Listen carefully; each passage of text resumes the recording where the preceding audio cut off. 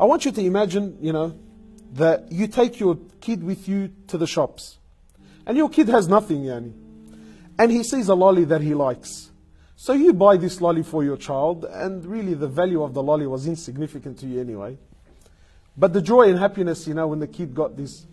And then imagine you left the shop, and your son or your daughter has this lolly. And then you walk by a kid that's, let's say he's poor.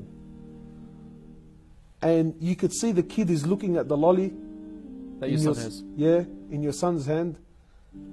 And he does, he puts those puppy dog eyes on and does these ones to you, and please. Now you as a father, how would you feel? So you now wanting to teach your son a lesson, you say to him, Dad, look, I tell you what, give him the lolly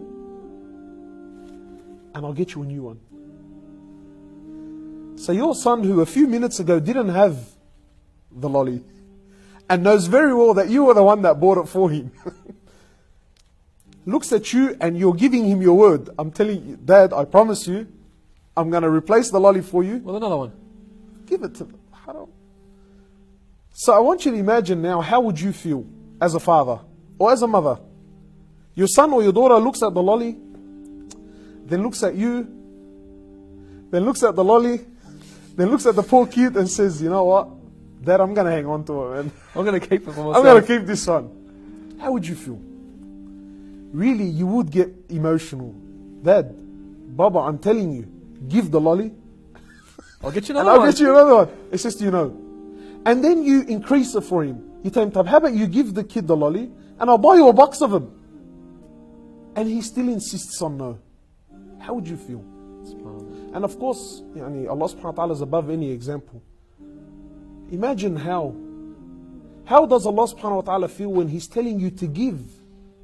And I promise you that I will give it back. Allah subhanahu wa ta'ala is telling you that this is not your money. Really, Allah subhanahu wa ta'ala, whatever it is that we own, who gave it to us? Allah subhanahu wa ta'ala gave it to us.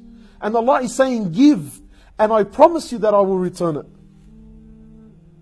We look at our money, we look at the cause, we look at our money, and we say, no, I'm going to hold on to it. We all claim that Allah subhanahu wa ta'ala is Ar-Razzaq, and we claim that, yes, Allah subhanahu wa ta'ala speaks the truth.